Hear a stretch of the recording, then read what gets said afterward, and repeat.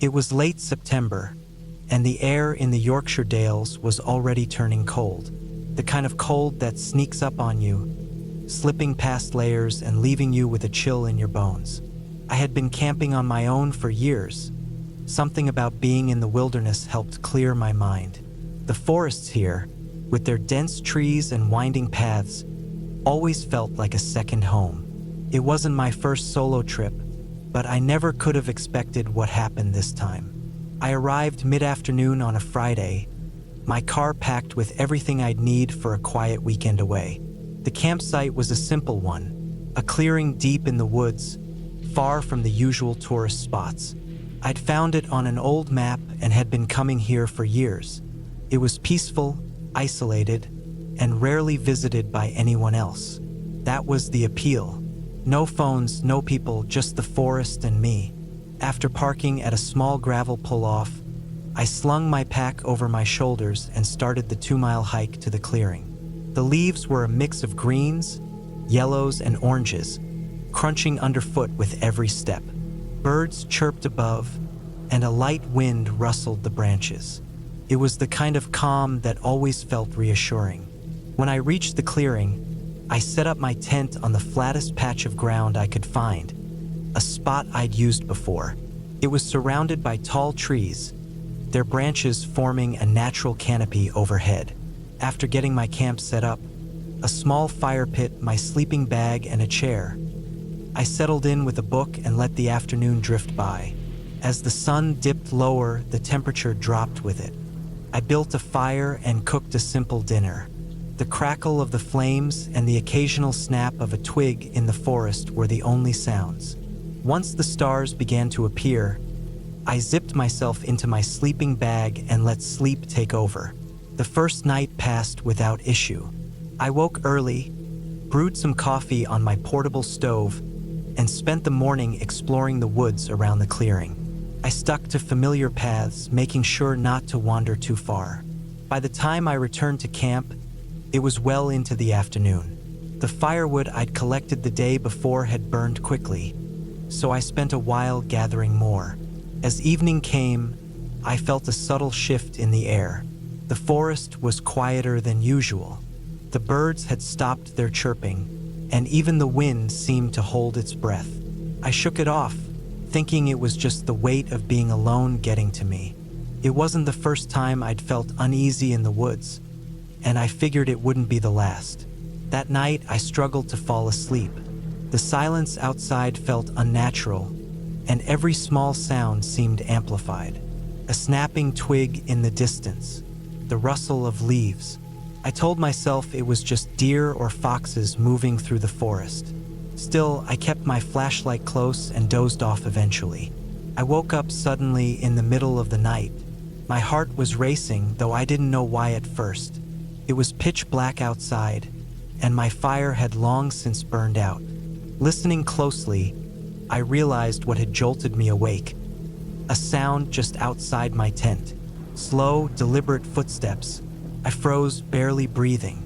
The sound moved closer, then stopped. My tent zipper was drawn shut, and the fabric offered no visibility. I reached for my flashlight but hesitated. Turning it on would let whoever or whatever was out there know exactly where I was. Minutes passed. The sound didn't return, and I started to think maybe I'd imagined it. Just an animal, I told myself, or the wind playing tricks. I forced myself to lie back down, but sleep didn't come. Every little noise made me jump. The morning came, and I tried to shake off the unease. I checked the perimeter of my camp, but didn't find anything unusual. No footprints, no signs of animals. Maybe I was just overthinking things. Still, the uneasy feeling lingered. I decided to stay close to camp that day, not wanting to stray too far from the safety of my supplies. By mid-afternoon, the woods felt eerily empty. I hadn't seen or heard a single animal all day, not even birds. The usual rustling of leaves was replaced with a suffocating silence. It felt like the forest was holding its breath, watching me. I built a larger fire that evening, hoping it would keep whatever I thought I'd heard at bay. As the flames flickered, I tried to focus on my book, but I couldn't shake the feeling of being watched. It wasn't paranoia, I was sure of it now. Something or someone was out there. The third night was when everything fell apart. I had just crawled into my tent when I heard it again. Footsteps, but closer this time. Slow, deliberate, circling the clearing. My heart pounded as I reached for my flashlight and knife.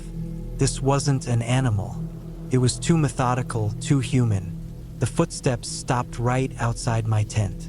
My breath caught in my throat as I saw the faint shadow of feet through the thin fabric.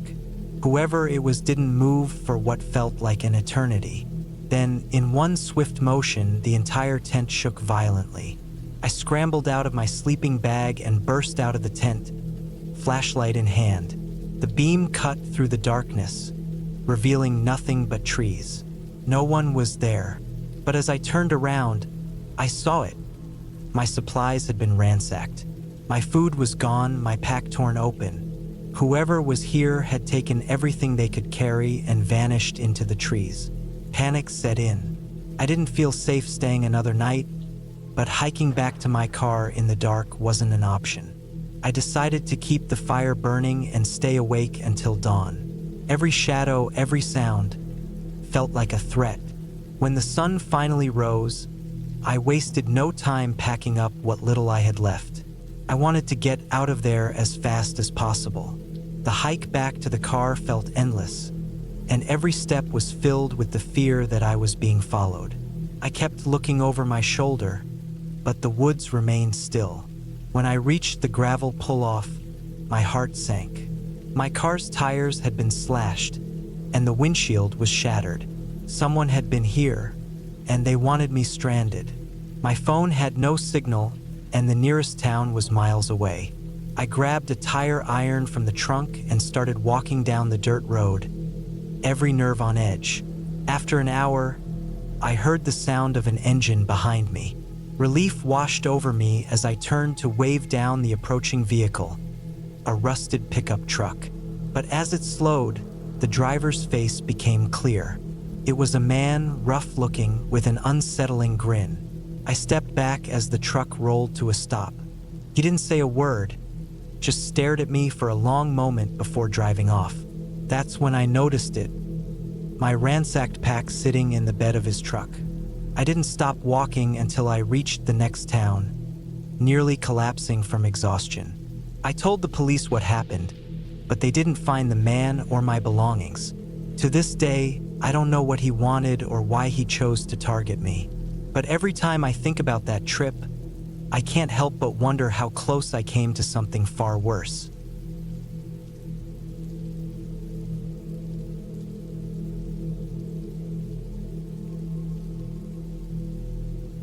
It was the summer of 2012, and I had just turned 28. My plan was to backpack through Europe, exploring the beautiful countryside and camping wherever I found a good spot.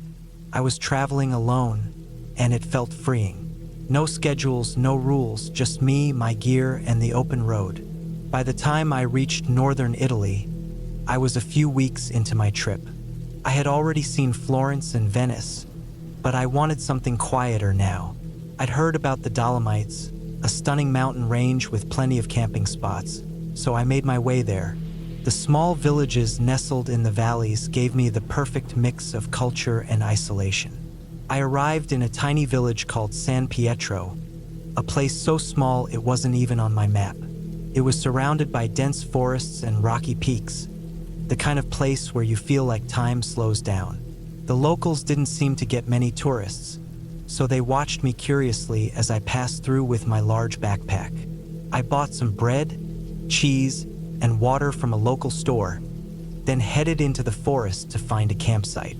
The woods were thick and dark, with towering trees that blocked out much of the late afternoon sun. I followed a small dirt trail for a while before veering off into the underbrush.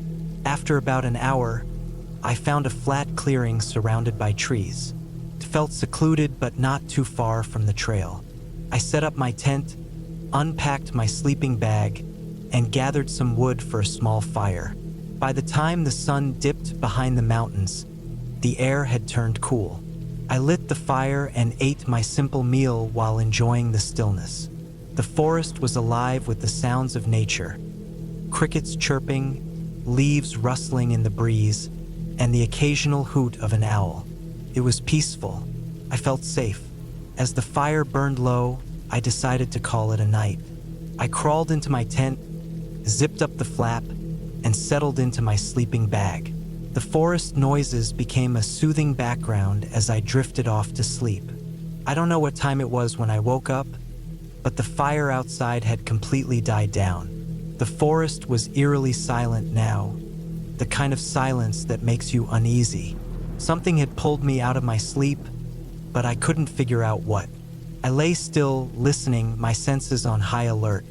Then I heard it, a faint rustling sound, like someone stepping on dry leaves. It wasn't close, but it wasn't far either. My first thought was that it was an animal, maybe a deer or a fox. But the sound didn't move like an animal. It was deliberate, slow, as if someone was trying to move quietly. I reached for my flashlight and unzipped the tent just enough to peek outside. The fire pit was barely visible in the moonlight, and the forest beyond was a wall of black. I shone the light around the clearing but saw nothing. Still, the uneasy feeling in my gut didn't go away. I sat there for a while, listening. The rustling stopped, but now I couldn't shake the feeling that I wasn't alone. Eventually, I convinced myself it was nothing and went back inside the tent. It took me a long time to fall asleep again. The next morning, I woke up to the sun filtering through the trees. The uneasy feeling from the night before had faded, replaced by the usual excitement of a day of exploring. I packed up my gear and decided to hike further into the forest before setting up camp again that evening. As I was packing, I noticed something strange near the edge of the clearing. The grass was trampled, and there were fresh footprints in the dirt, bare footprints. They were larger than mine and seemed to wander aimlessly around my campsite. My stomach dropped as I realized they hadn't been there the day before. I looked around, trying to spot anything out of place, but everything seemed normal. Maybe it was a local, I thought, though the idea didn't make me feel any better. Who walks barefoot through the woods in the middle of the night? I decided to leave the area and find a new spot.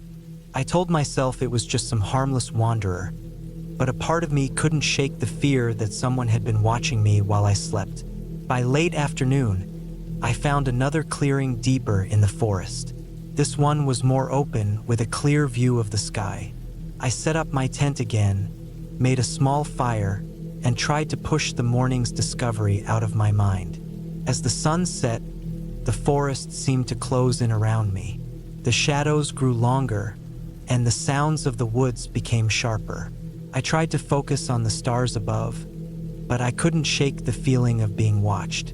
Around midnight, I heard the rustling again. This time it was closer, circling my camp.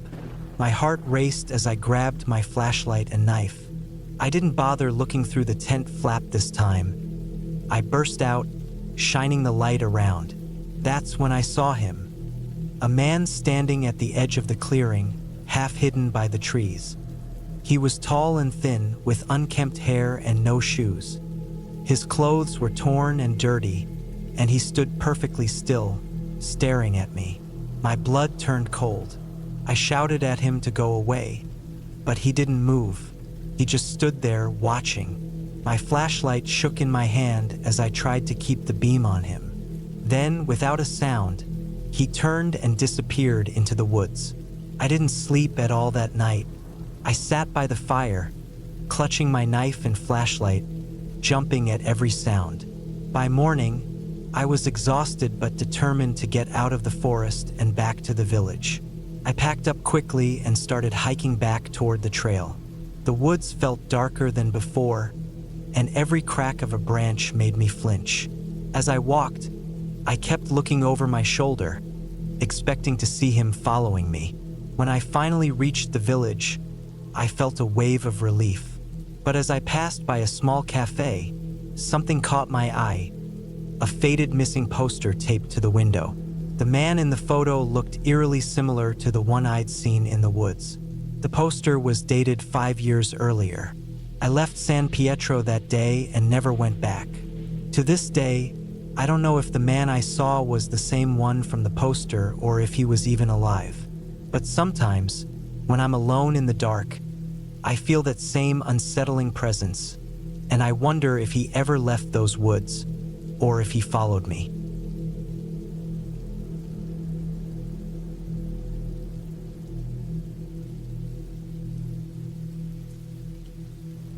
The night had already fallen heavy when I pulled into the clearing. The rain wasn't letting up, a steady drumming against my truck, a sound so constant it almost seemed unreal. It was that kind of night, dark, cold, wet. The forest surrounding me felt endless, a sprawling sea of shadows. I was 35, used to this job, used to the outdoors and the cold. But tonight felt different. Maybe it was the rain, or maybe it was just the isolation, but I couldn't shake the feeling something was off. I worked as a woodcutter during the day, cutting down trees to be sold for furniture or firewood. Tonight was supposed to be a quick job. I'd already set up my camping gear in the small clearing on the edge of the woods, a place I'd used many times before. The tent was up, the tarp stretched tightly over it to shield me from the rain. I had a campfire going, though it was a struggle against the wet wood. As the fire crackled, I tried to focus on the task ahead, cutting down the trees near the camp, clearing the area for future logging. I'd done it 100 times before, but tonight felt different. I had a sharp sense that something wasn't right, though I couldn't put my finger on it. Maybe it was the steady, relentless rain. Maybe it was the eerie silence between downpours, the kind of silence that leaves a gnawing feeling in your stomach. The first tree I took down was easy enough. The rain made the ground slick, and the chainsaw roared to life, cutting through the wet bark and branches. But as I worked, I noticed something strange. The woods were too quiet. There were no animals, no birds, no squirrels, not even the occasional rustle of a deer. The wind had picked up, but it didn't seem natural.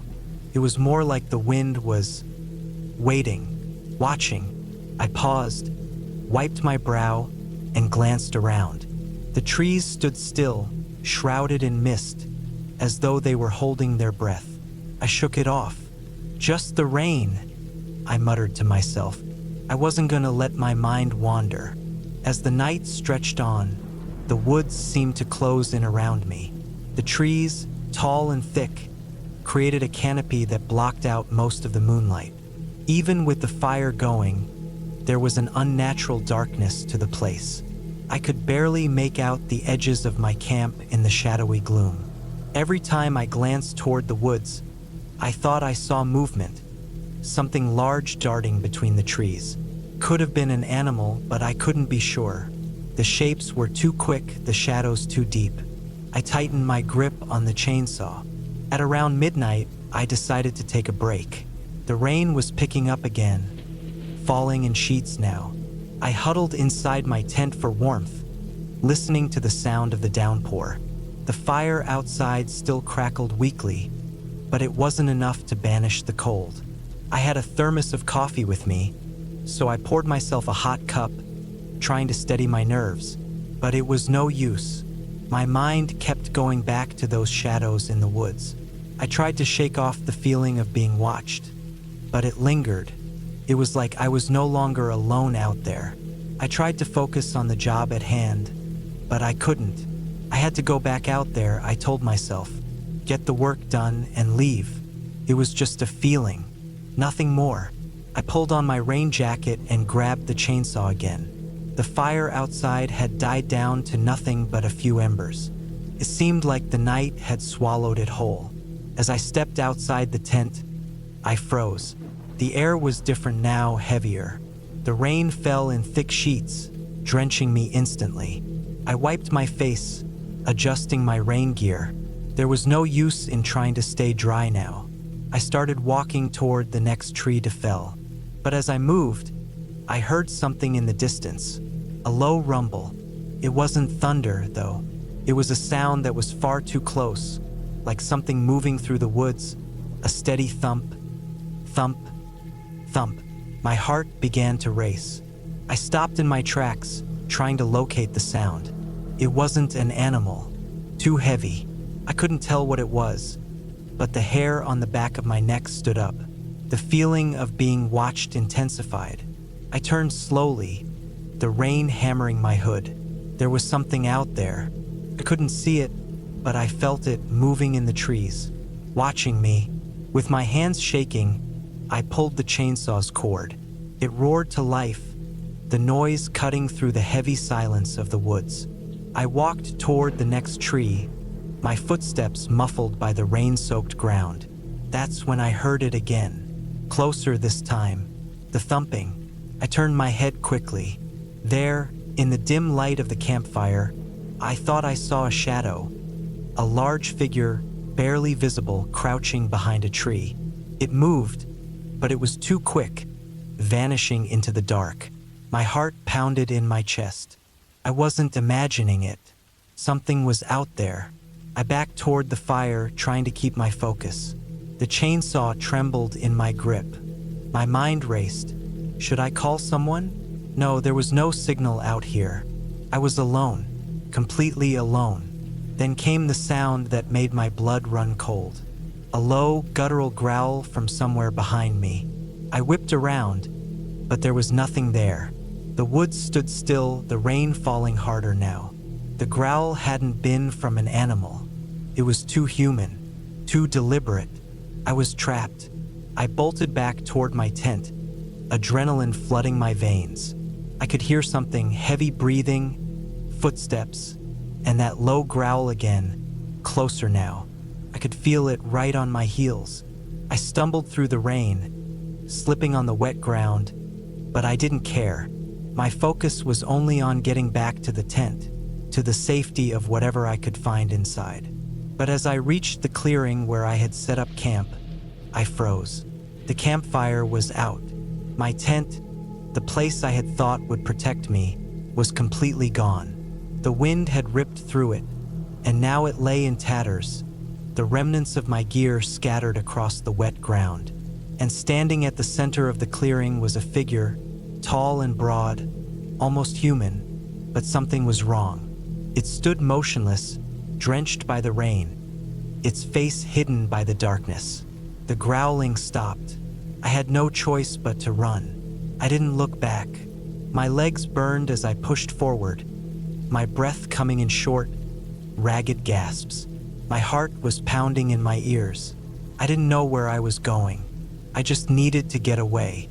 I found the road eventually, after what felt like an eternity. The truck was parked up ahead, lights off, the engine still running. I reached the door and slammed it shut, locking it as quickly as I could. I glanced out the window, expecting to see the figure in the woods, but there was nothing. The trees stood still, silent, as though nothing had ever happened. I didn't stay there long. I hit the gas, leaving the clearing and the woods behind. I didn't stop until I was miles away, but the feeling never left, that something was still out there, that it had been watching me, waiting for me to make a mistake. I've never gone back to those woods, and I never will. Some nights I still hear the growl, the sound of something following me, something waiting for the right moment to strike. And I know deep down I was lucky that night, lucky I made it out, because something in those woods wanted me, and it might still be out there.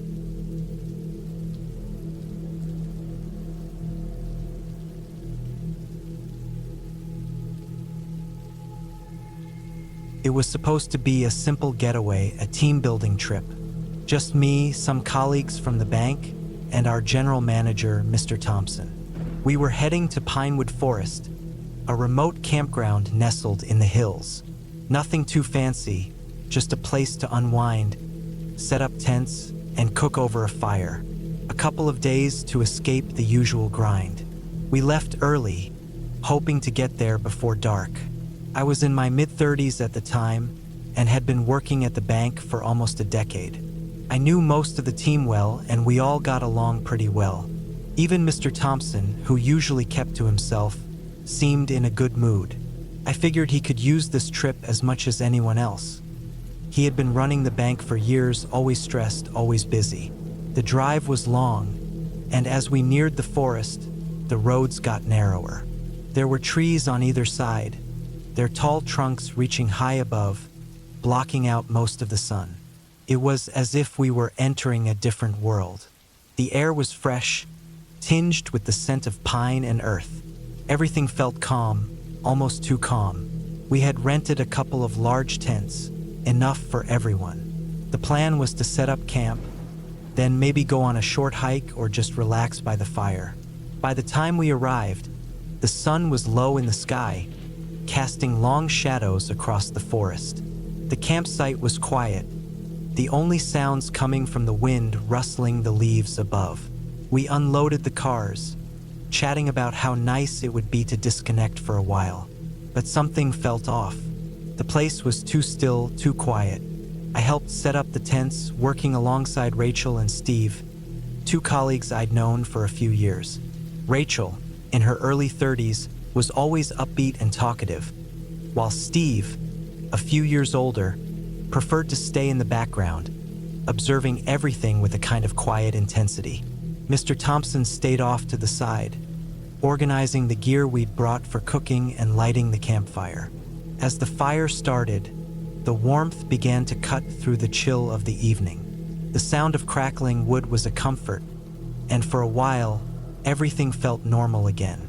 We sat around the fire, eating simple meals and talking about work, the past year, and our plans for the future. It wasn't groundbreaking conversation, but it felt good to just be in the moment. As night fell, the forest came alive with the sounds of nocturnal creatures. A distant owl hooted, and the occasional rustle of animals moving through the underbrush could be heard. The stars were bright in the clear sky, almost too bright. Everything felt more isolated than usual, but we were all relaxed. But then, around midnight, things started to change. I had just finished the last of my food when I heard it. The unmistakable sound of footsteps, slow and deliberate, moving through the forest behind us. I froze, straining to hear. There was no wind, nothing to explain the sound of branches cracking underfoot. I glanced around, but no one seemed to notice. Everyone else was either looking at their phones or staring into the fire. Could have been an animal, I told myself, but something didn't feel right. The footsteps continued, and I began to feel a growing sense of unease. I told myself it was nothing, just the forest playing tricks on me. But that thought didn't settle the tight knot in my stomach. A few minutes later, Steve noticed it too. He looked over at me, his face pale. I gave him a small nod, and he got up quietly, walking toward the edge of the camp, near the trees. He stood still for a while, as if waiting for something. I didn't move. Something in my gut told me it was best to stay put. When Steve returned, his expression was unreadable. "I think we're being watched," he muttered under his breath, just loud enough for me to hear. I didn't reply, couldn't. I felt it too, the unsettling sensation that something or someone was out there in the dark, hidden just beyond the trees. The feeling stuck with me, and I found it harder and harder to ignore. We tried to push the thought out of our heads and continued with the evening, but I couldn't shake the feeling that something was wrong. I kept checking over my shoulder, expecting to see movement in the trees, but there was nothing. By the time the fire had burned low, everyone else seemed ready to call it a night. Mr. Thompson, who had been unusually quiet, stood up and stretched. "We'll be fine," he said, trying to reassure everyone, though his voice lacked conviction. I wasn't so sure. That night, I barely slept. The sounds of the forest seemed louder, more intrusive. Every crack of a twig, every gust of wind, made my heart race. At one point, I even heard someone moving around outside the tent, and my breath caught in my throat. But when I peeked outside, no one was there, just the shadows of trees swaying in the wind. Morning came slowly, and the sun barely pierced the thick canopy above. Everyone was groggy, but no one seemed willing to admit they'd had a rough night. We gathered around the campfire, making coffee and trying to shake off the tension. But then Steve pointed something out. His voice was low, almost hesitant. "There's something missing," he said. "My bag. It was right next to the tent, and now it's gone." We all went quiet. There were no signs of animals, no scratches, no paw prints, nothing. It was as if the bag had just vanished. "I'll go look for it," Mr. Thompson said, his tone sharper than usual. He grabbed a flashlight and started walking toward the forest, his silhouette barely visible in the morning mist. We waited in silence. As the minutes passed, it became clear that something was off. Mr. Thompson had been gone too long. I stood up. "I'll go check on him." Rachel looked at me nervously but didn't say anything. I walked toward the trees, trying to stay calm, but my heart was pounding. The further I went, the quieter the forest became. No birds, no insects. Just the sound of my footsteps crunching on the damp earth. And then I found it, a small clearing. In the middle of it, Mr. Thompson's flashlight was lying on the ground, still on, but no sign of him. I picked it up, my hands shaking, and scanned the area. That's when I noticed something else: footprints. Large, deep imprints in the soft ground. They weren't animal tracks. They looked like they belonged to a person. I followed them, my mind racing, and after a few minutes, I came to a sudden stop. There, hidden in the underbrush, was Mr. Thompson's body. His eyes were wide open, his mouth frozen in an expression of terror. His arms were twisted unnaturally behind him, and his clothes were torn. The world spun. My legs went weak and I nearly collapsed. But there was no time for that. I had to get back to the others. When I returned to camp, I could barely get the words out. Rachel and Steve rushed to me, their faces pale with fear. But I couldn't speak. I couldn't process it. I just pointed toward the forest. Steve immediately grabbed his phone, but there was no signal. We were alone, and whoever or whatever had done this was still out there. The rest of the day passed in a blur. We packed up quickly, not daring to stay another night. The sense of being watched never left us, and every shadow in the trees seemed like it was waiting to pounce. We made it out of Pinewood Forest by nightfall. As we drove away, the tension that had been building over the past 24 hours slowly started to ebb. But the memory of Mr. Thompson's lifeless body, his terrified eyes, stayed with me. The forest had been a quiet, peaceful place when we first arrived, but by the time we left, it felt like something had been waiting for us all along. Something that was no longer content to stay hidden.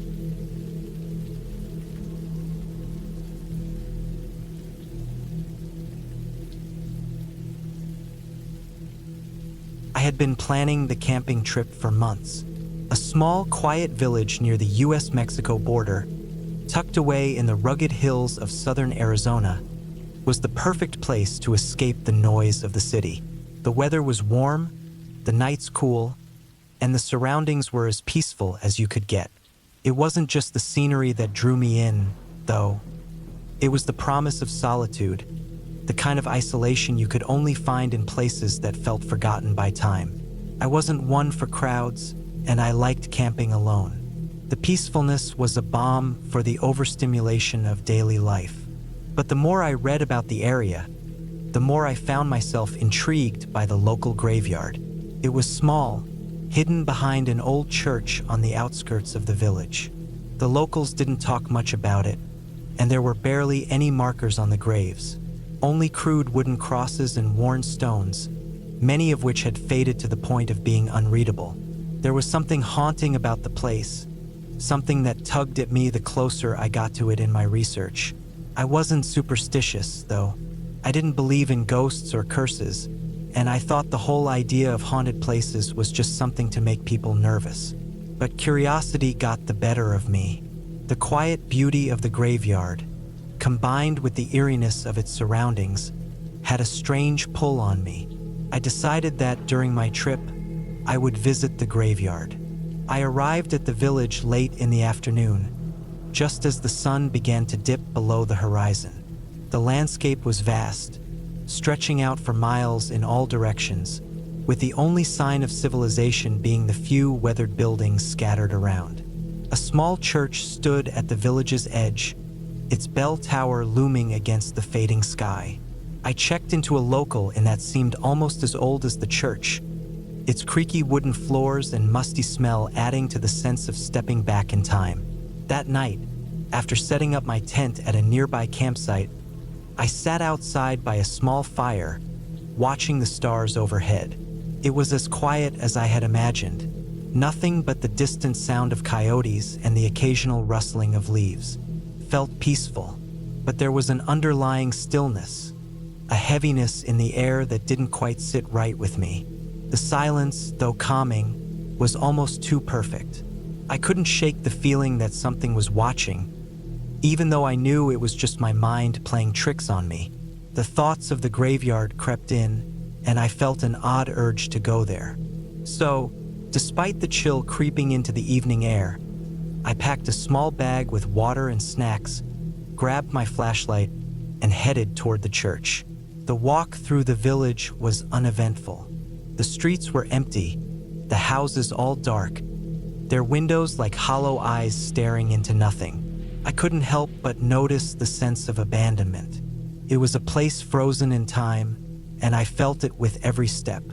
When I reached the church, the graveyard was just behind it, tucked into the shadows. The ground was uneven, with tall, scraggly grass poking out between the graves. Most of the crosses were barely standing, crooked from years of neglect. A few had fallen over completely. Their once white would now faded and gray, blending with the dust. The air felt thicker here, heavier.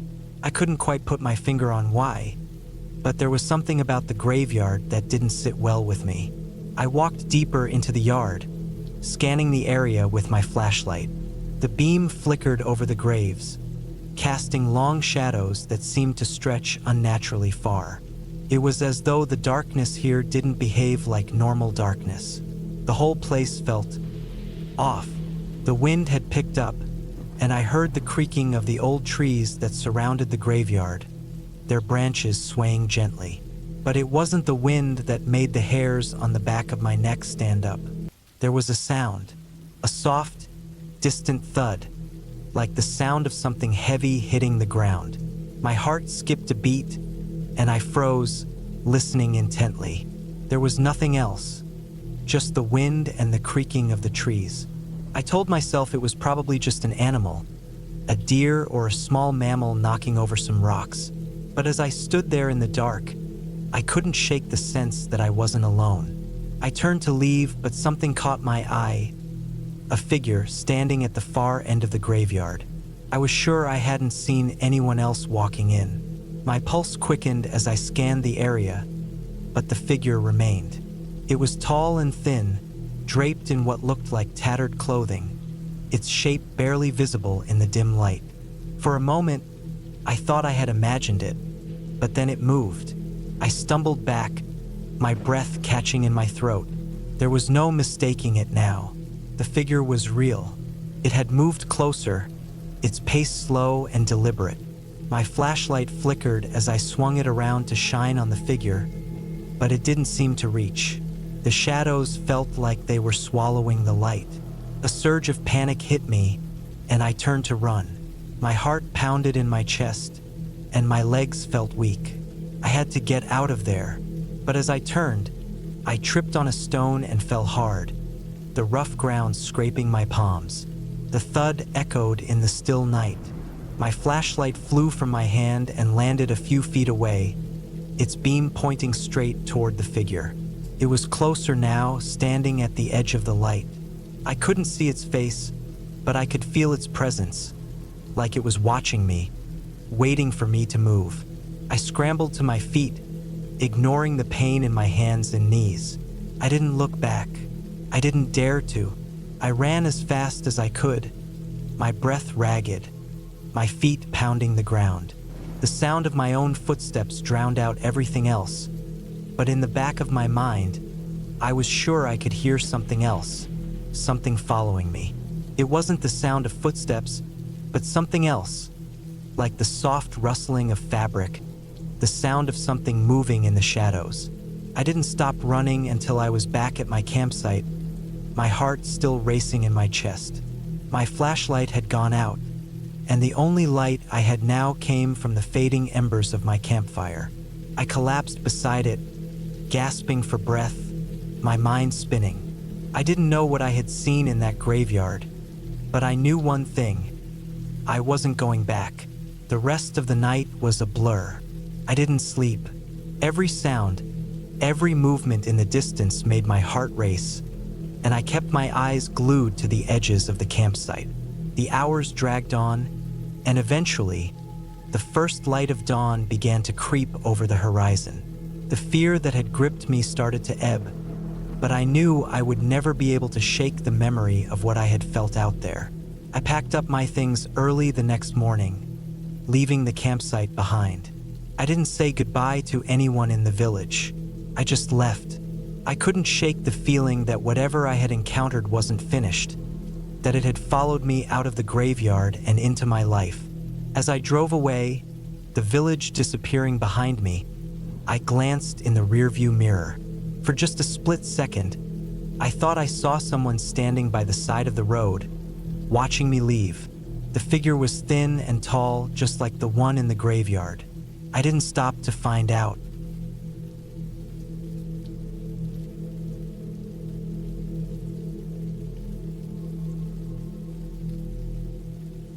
It was late September, and the air was crisp, carrying a cool bite that made me pull my jacket tighter around my body as I drove down the winding dirt road.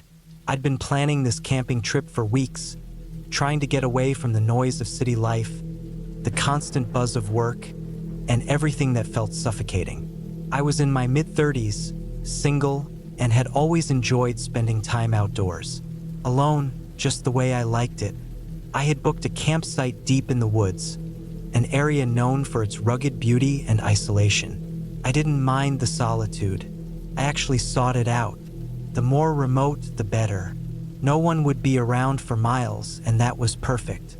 I'd packed my gear the night before. Tent, sleeping bag, food for the weekend, a small stove, and enough water to last me the few days I planned to stay. Nothing fancy, just the essentials. I arrived around midday, the sun still high in the sky, the woods darkening the further I drove. The campsite was at the end of a narrow trail, and I parked my truck as close to the site as I could. I'd have to carry everything in, but it wasn't too far, just a few hundred yards. It didn't bother me. The moment I stepped out of the truck, I could hear the wind moving through the trees, a soft, almost calming sound. I unloaded my gear and started walking to the campsite. The trees were thick here, and the trail was only lightly marked. I had to pay attention to my steps, not wanting to trip over a root or something hidden in the undergrowth. After a short walk, I reached the clearing, a small patch of land surrounded by tall pines. I set up my tent by the edge of the trees, just far enough to get a good view of the forest, but not so close that I'd feel cramped. The sun was slipping lower in the sky now, casting long shadows over the ground. I quickly got a fire going, not because it was cold, yet, but because I liked the comforting crackle of the flames, the orange glow lighting up the clearing. By nightfall, the temperature had dropped noticeably, and I was glad I had packed warm clothes. As the fire crackled, I cooked a simple meal. The smell of food mingling with the pine and earth felt good, peaceful. I sat by the fire, eating and listening to the sounds of the night, the rustling of small animals moving through the underbrush, the occasional hoot of an owl in the distance, a light breeze that whispered through the trees. It was exactly what I'd needed. My mind, which had been constantly occupied by work and stress, felt clear for the first time in months. But then, around midnight, I heard something that didn't belong. It was a noise, soft at first, like something large moving through the brush. At first, I dismissed it. Animals, no doubt. Maybe a deer or a bear. It wasn't uncommon to hear wildlife in these parts, especially at night. But this was different. This sound was too deliberate, like something large walking on two legs. I froze, listening closely. The sound was moving closer, though slowly, as if it was trying not to make noise. My heart rate picked up. I told myself it was just an animal, but my gut didn't buy it. There was something about the way it was moving, careful, almost methodical, that didn't feel right. I sat perfectly still, straining my ears, trying to hear anything else, anything to make sense of it. But there was nothing. No wind, no other animals. Just silence, except for the soft rustling from the trees. I kept my eyes fixed on the edge of the camp, where the forest began to thicken again. I didn't have a weapon, just a small knife for cooking and a flashlight, but I wasn't about to let whatever it was sneak up on me. I reached for the flashlight, my hand trembling slightly as I clicked it on. The beam cut through the darkness, scanning the trees, the bushes, the shadows. Nothing. I exhaled sharply, relieved for a moment. Maybe it had been nothing. Maybe I had imagined it. I let out a shaky laugh to calm myself. It wasn't the first time my mind had played tricks on me in the dark. But then the sound came again, closer now. I turned the flashlight toward the noise. The beam illuminated the edge of the woods, but nothing moved. The shadows felt wrong, as if something was hiding just out of sight, waiting. I felt the hairs on the back of my neck stand up. My pulse quickened. I told myself it was just my imagination running wild, but I couldn't shake the feeling that something was out there, something watching me. I didn't want to leave the fire. Fire was safety. But there was something deeply unsettling about the silence surrounding me now. The absence of any other sounds. The absence of the usual nighttime rustles of the forest. Suddenly, there was a snap, like a twig breaking, and I whirled around, my heart hammering in my chest. A figure, tall, thin, almost unnaturally so, stood at the edge of the clearing, just beyond the reach of the firelight. It was human-shaped, but something was off. The way it stood, too still, too rigid.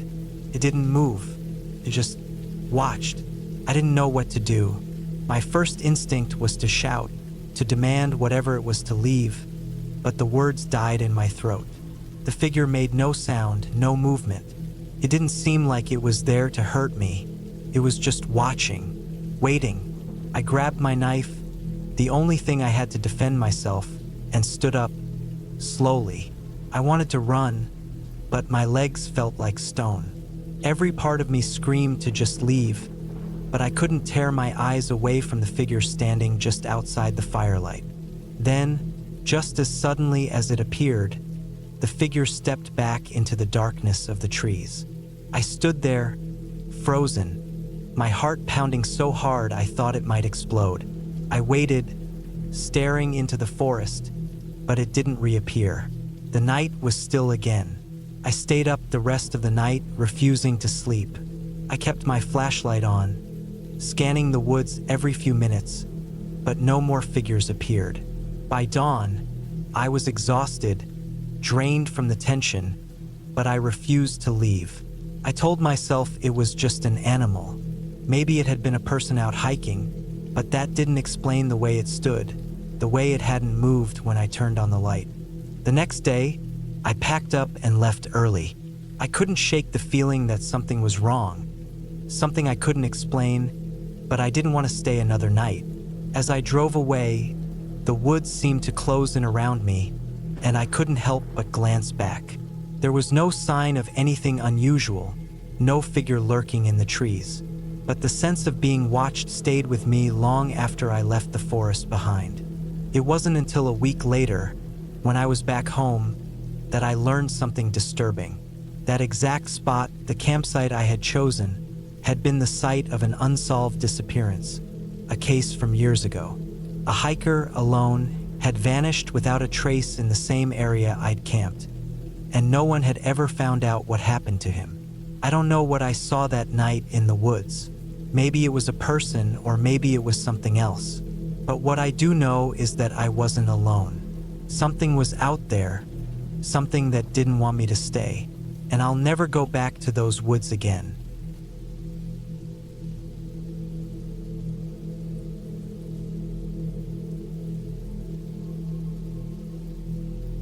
It was late September when I decided to take a solo camping trip in the Ozarks. I needed a break, and after a few months of work, I wanted something quiet, away from the distractions of daily life. I wasn't prepared for what I was about to face. I had never been to the Ozarks before, but I'd heard good things about the area. My map said there were some great trails up there, with plenty of secluded spots to camp. I figured I'd do a couple of nights, enjoy some quiet, and clear my mind. I didn't tell anyone where I was going. Something about the idea of being completely alone in the woods appealed to me. I packed my gear, tent, sleeping bag, food, and a couple of books to pass the time. The hike to the campsite was about 6 miles, so I figured I'd get a good workout in before setting up. The sun was just starting to set as I made my way through the forest, the air crisp with the early signs of autumn. The scent of pine filled my nose, and the sound of leaves crunching underfoot was oddly comforting. I reached the site just as twilight began to set in. It was a small clearing, surrounded by trees, with a stream running nearby. Perfect, I thought. I set up camp quickly and started a fire. The flames crackled as I warmed up a can of beans and listened to the sounds of the forest. It was quiet, too quiet. I didn't think much of it at the time, assuming the peace was just part of the isolation. But as the night went on, I began to notice the stillness a little more. There were no owls, no rustling animals in the underbrush, nothing. It was just silent. After finishing my meal, I grabbed my flashlight and wandered around the perimeter of the camp.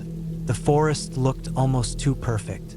The trees stood straight, their branches untouched by wind, and the night sky above was clear, full of stars.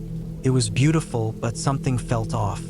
I brushed it off, thinking I was just tired from the hike. As I settled into my tent later that night, I heard a noise. It wasn't loud, just a slight rustling in the underbrush, but it was enough to make me freeze. I lay still, listening. It stopped. I waited a little longer, then shook it off. I was overthinking things, but then I heard it again. This time it was closer. I could hear twigs snapping underfoot, slow and deliberate. I grabbed my flashlight and flicked it on, shining it toward the noise. There was nothing, just trees and shadows. I laid back down, trying to convince myself it was just an animal, maybe a deer or a raccoon. But there was something about the way the rustling stopped when I shined the light that unsettled me. The rest of the night was quiet, but I couldn't shake the feeling that I wasn't alone. Sleep didn't come easily, and when I did manage to drift off, it was fitful. Morning came and I was relieved. I packed up camp quickly, eager to get moving, but as I was getting ready to leave, I noticed something strange. The ground near the edge of the camp was disturbed, like someone had been walking around it. The tracks were odd. They weren't animal prints. They were too big, too deliberate, and they seemed to circle the camp. My heart started racing, and I couldn't shake the feeling that I was being watched. I gathered my things in a hurry and started the hike back to the trailhead, but the unease lingered. As I walked, the woods seemed to close in on me. The trees grew thicker, and the path twisted and turned in ways I didn't remember. The trail was supposed to be a straight shot back to my truck, but I kept finding myself off course. I looked at my map, but something was wrong. I didn't recognize any of the landmarks. I had been following the trail markers, but it felt like the woods were shifting, like I was being led somewhere I didn't want to go. Panic started to set in, and I quickened my pace. My breaths came faster, and I started to look over my shoulder every few minutes, but the woods were empty. The further I went, the more disoriented I became. I checked my map again and realized that I had been hiking for hours longer than I should have. I was lost. I stopped for a moment to get my bearings. The sun was beginning to dip below the horizon, casting long shadows across the trail. I heard the faint rustling again, but this time, it wasn't just one noise. It was multiple circling me. I spun around, but there was nothing, just the quiet of the forest. I pulled out my phone to check for service, but there was nothing. No bars, no GPS signal, just dead air. I turned off my phone to save the battery, feeling more and more isolated with each passing minute. I decided to keep moving, hoping to stumble across something familiar.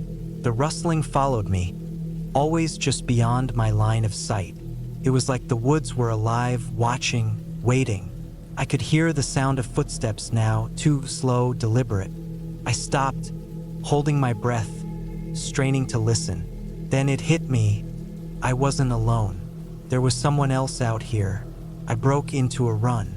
I didn't know where I was going, but I couldn't stand the thought of standing still, waiting to be caught. My heart was pounding in my chest, and my legs burned from the effort. I heard the rustling growing louder, closer. I rounded a bend in the trail, and suddenly, I was in a small clearing. There, standing at the edge of the trees, was a figure. It was tall, cloaked in shadow, but I could make out the outline of its body. It was too still, too quiet. I froze, my body locking up in terror. The figure didn't move. It just stood there, watching me. I could feel its eyes on me, even though I couldn't see its face. And then, without warning, it turned and disappeared into the trees. I didn't wait to find out what it was. I sprinted in the opposite direction, not looking back. The trees blurred as I ran, but I couldn't escape the feeling of being hunted. My mind was racing, wondering if I was just imagining things, but deep down, I knew what I had seen. Someone was out there, and they were following me. Hours passed as I kept moving, desperately searching for any sign of the trailhead. My feet were sore, my body exhausted, but I couldn't stop, not until I knew I was safe. Just as I thought I couldn't go any further, I saw it, the familiar sight of a trail marker. I had made it back to the main path. I was so relieved, I almost cried. I didn't stop until I reached my truck, and when I finally climbed into the driver's seat, I locked the doors and sat there, breathing heavily. I glanced in the rearview mirror, half expecting to see someone following me, but the road behind was empty. It wasn't until I was driving away, headed back home, that I felt safe. But the thought of that figure standing still and watching me stayed with me. Even now, when I think back on it, I can't shake the feeling that I wasn't just lost in the woods that day. I was being led there on purpose, and I was lucky to escape. The thing that still haunts me the most is the silence. The way the forest fell dead quiet, like it was waiting for something. And then, when I was at my most vulnerable, it showed me that there are things in the woods that we are better off not understanding. I haven't been camping since, and I don't think I ever will again.